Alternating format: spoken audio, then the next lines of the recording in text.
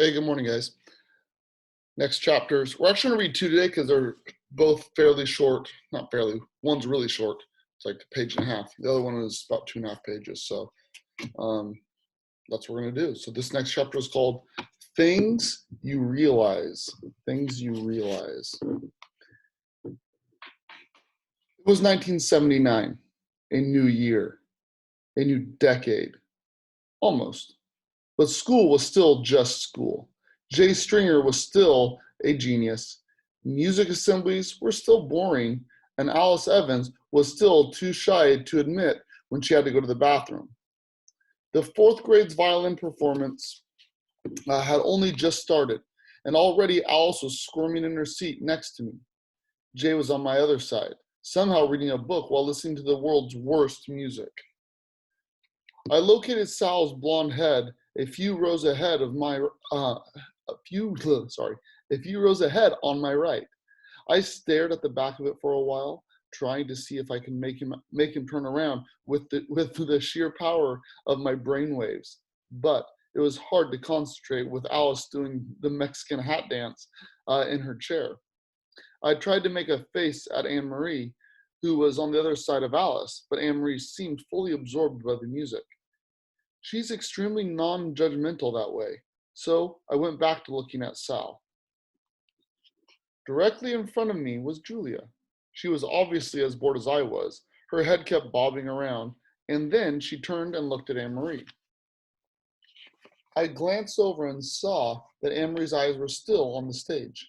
Julia watched Anne-Marie, and I watched Julia, watching Anne-Marie. And what I saw were eyes that were 60% cacao chocolate, a face that was cafe au lait, and an expression that was so familiar it made my whole body ring like a bell. Julia's look was my look, at Sal.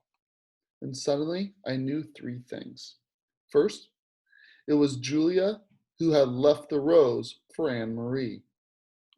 Second, Julia cared about Anne Marie, but Anne Marie didn't see it because I was standing in the way. Third, Alice Evans was about to pee her pants. I turned to Alice. Hey, I said, I have to go to the bathroom. Be my partner? Sometimes you never feel meaner than the moment you stop being mean. I'm going to read that again. Listen to that carefully. Sometimes you never feel meaner than the moment you stop being mean. It's like how turning on a light makes you realize how dark the room had gotten. And the way you usually act, the things you normally would have done, are like these ghosts that everyone can see but pretends not to. It was like that when I asked Alice Evans to be my bathroom partner. I wasn't one of the girls who tortured her on purpose, but I had never lifted a finger to help her before, or even spent 1 minute trying to be nice to her. She stopped squirming and looked at me suspiciously. You have to go, she said. Really? Yeah. And in that moment, I wanted nothing as much as I wanted Alice to feel safe with me. Really? I leaned forward in my seat and waved my arms up and down, so that Mr. Tompkin turned to look at me in my seat at the end of the row, and I spoke over the laps of Jay Stringer and Colin, who were sitting between us. I have to go to the bathroom. These words felt like some kind of sacrifice, a precious offering to the universe. I didn't know why, but Julia's look had given me this total determination to get Alice Evans to the bathroom before she wet herself. Now? Mr. Tompkin whispered. Please. He rolled his eyes. Fine. Mr. Tompkin tilted his knees to one side to let us pass, and Jay Stringer and Colin put their heads together, and then Jay laughed. My mind processed that if Jay was the one who laughed, then Colin was the one who made the joke. A joke about me, maybe. I grabbed Alice's hands and pulled her with me, and then we were running down the aisle. Next chapter is called Things You Beg For. Things You Beg For. As soon as Alice went into the bathroom, I ran down the hall towards the office. There were so many things I wanted to do but couldn't, like hug my mom or be less jealous of Anne Marie.